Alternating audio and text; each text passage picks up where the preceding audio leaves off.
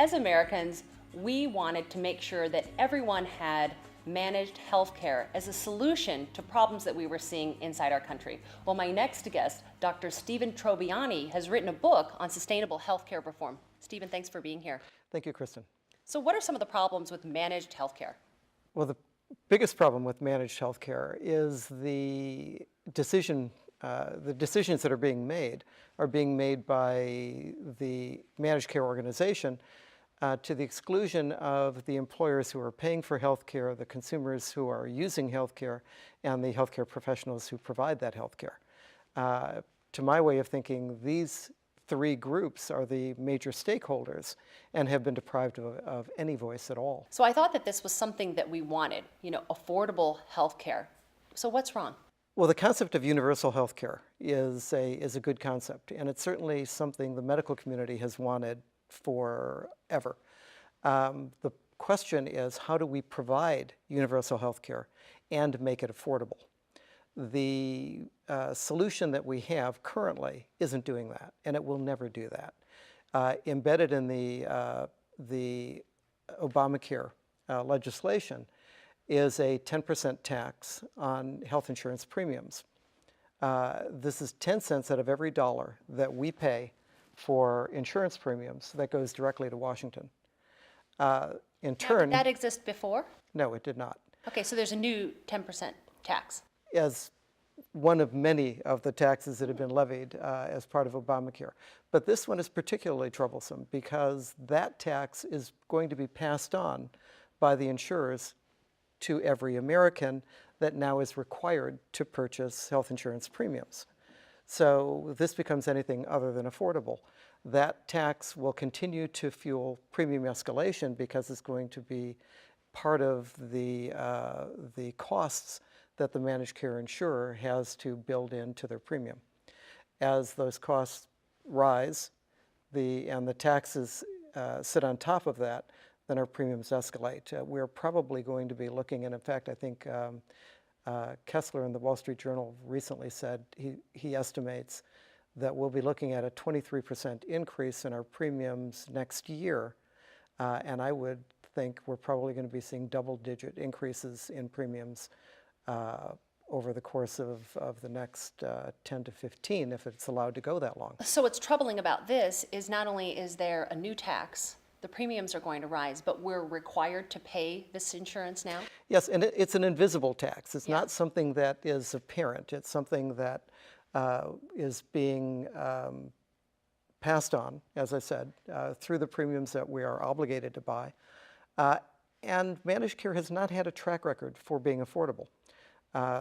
Managed care started about 30 years ago, about the same time that I began the practice of medicine. And in that time frame, we have seen premiums triple. In just the last 10 years, premiums have gone up 158%. Wow. So they haven't offered a solution which has really made healthcare affordable. In fact, managed care has done a number of things besides raising our premiums to the point where they've clearly become unaffordable. It has driven down reimbursement to all healthcare professionals so that the healthcare community is operating on a paper-thin margin of profit. Those profit margins, as they continue to erode, are going to force entity after entity into bankruptcy. And I believe in the next 4 years, the managed care industry is going to acquire ownership of the entire healthcare delivery model. Once that happens, all decisions will be made by either the federal government, the state government, or the managed care insurers. Those decisions are not necessarily in the best interest of the consumer. So this is a problem, and it's a problem I think we have to face now before it becomes... So it sounds like this new plan is really backing a problem into a corner. It is backing the consumer into a corner. It is certainly backing the employers into a corner because they're being forced to pay more for this than they have previously. And it's going to destroy the healthcare profession. You are an insider. You're a physician. Yes. What prompted you to write this book? I can see this coming. And understanding the stakes that we're facing, it was necessary to begin to speak out to create a change. So a lot of people have been talking about the problems with Obamacare, and those are numerous. But rather than dwelling on all of the problems, what I felt we needed to do was create solutions.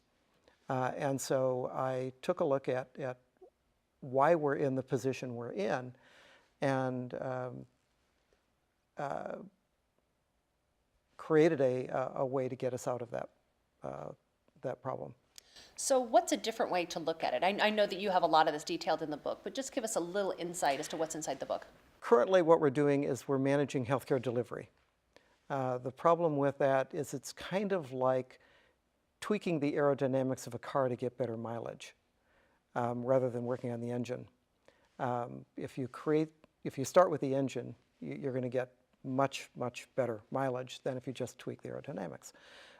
With the healthcare delivery model, there's only so much we can do. What we need to do instead is get at the engine of healthcare, and that is the financial model for healthcare.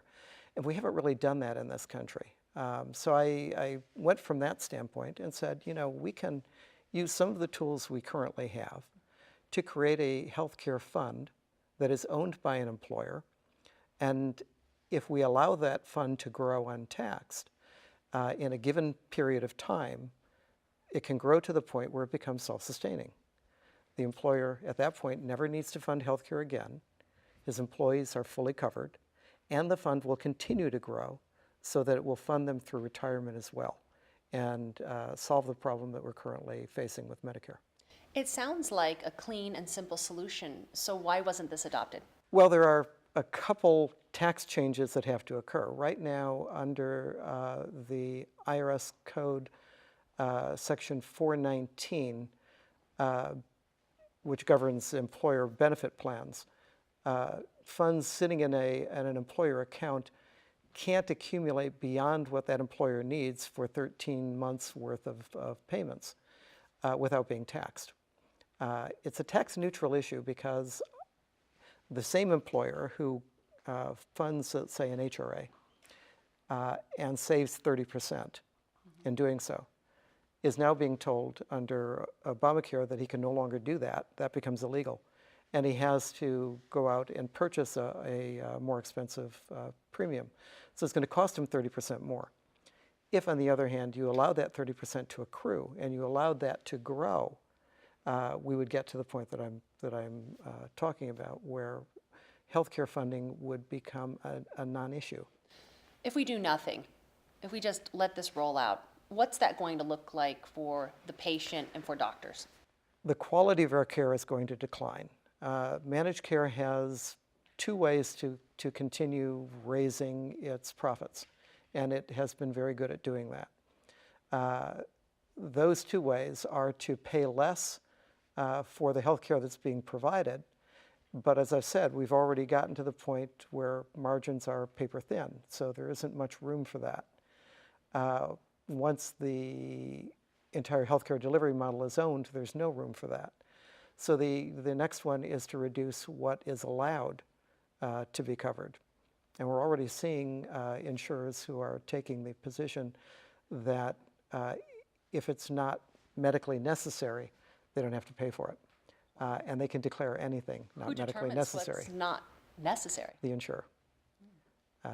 Again, the consumer has no voice, and in the scenario where every doctor, every nurse, every therapist has become labor because they're now owned by the insurer, there will be no room for the current healthcare professionals expressing their views either.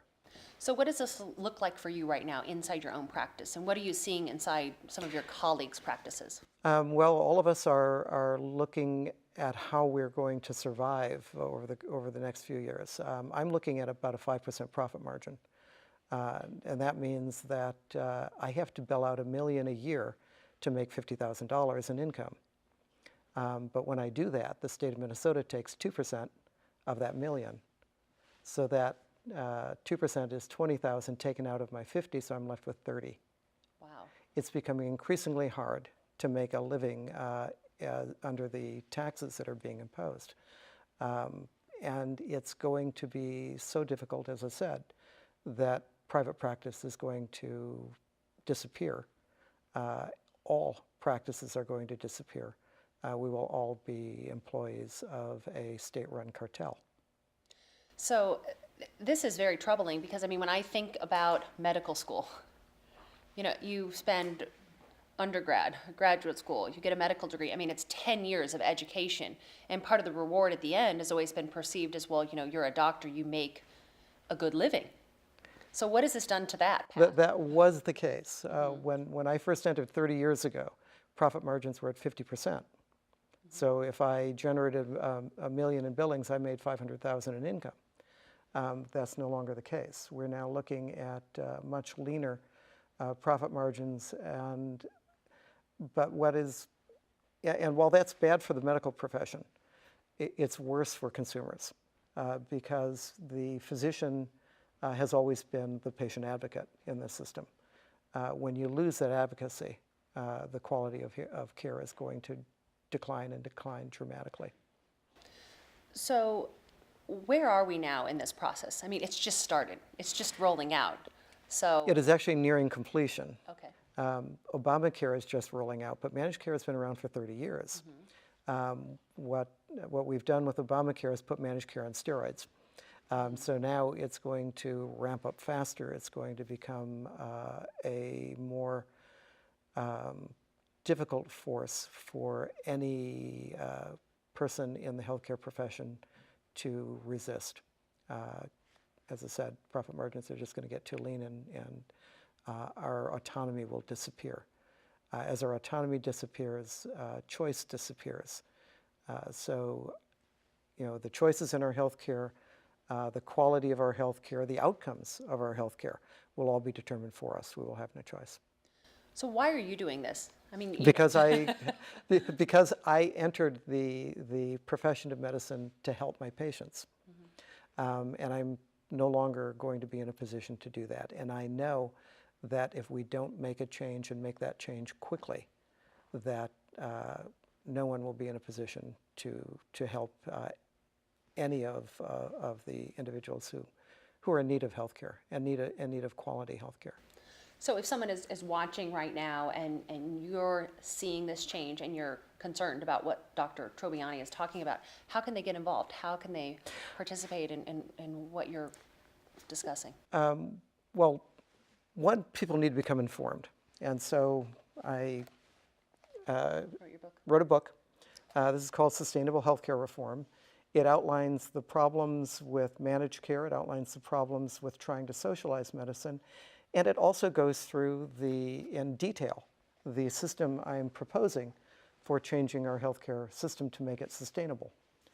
In addition to that, and certainly people are welcome to purchase a book. It's available for I think $9.99 through Kindle on Amazon, through Nook at Barnes & Noble, and through the iBook store for those who have an iPad as an ebook.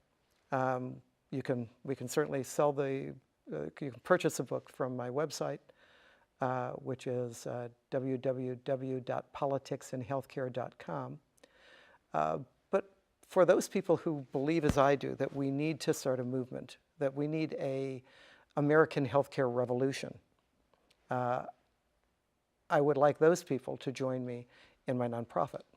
I've set up a educational nonprofit to spread this message so that we can not only really get people to understand what's happening in healthcare, but also create the movement to change our healthcare system and get a financial model that actually works. So you say you started a movement. How can people join this movement? If they go to the same website, www.politicsinhealthcare.com, and click on the button Donate, they will be directed to Politics and Healthcare Forum, which is the educational nonprofit. I would welcome anyone for as little as $19.99 a month to set up a pledge. We will happily then send them a bound version of the book as our gift. and a T-shirt, which has "Join the Healthcare Revolution" as our motto. Why As do our you think thanks. that healthcare needs a revolution? We need a revolution because the financing for healthcare has run amok. You don't think government will be able to sort this out? No, it's actually quite the opposite. Our federal government has an insatiable need for revenue. The more tax revenue they can take in, the more that need simply grows. The managed care organizations have an equally insatiable need. United Healthcare alone in 2011 took in more revenue than the gross domestic product of all but 59 countries. And yet somehow we can't afford healthcare. And the reason is too much of that money is being siphoned out of the healthcare system and into the pockets of very, very, very wealthy individuals who are managing our healthcare and profiteering from that management. So when someone goes and joins the movement, what else can they do other than donate? They can volunteer. We will accept volunteers on every single level. We will train people who are interested in being spokespersons to get in front of a camera, as I'm doing today, and deliver this message. So if you're looking for a platform and this is something that appeals to you, there's an opportunity to step up and speak out for a movement.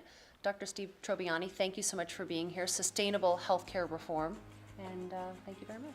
Thank you for having me.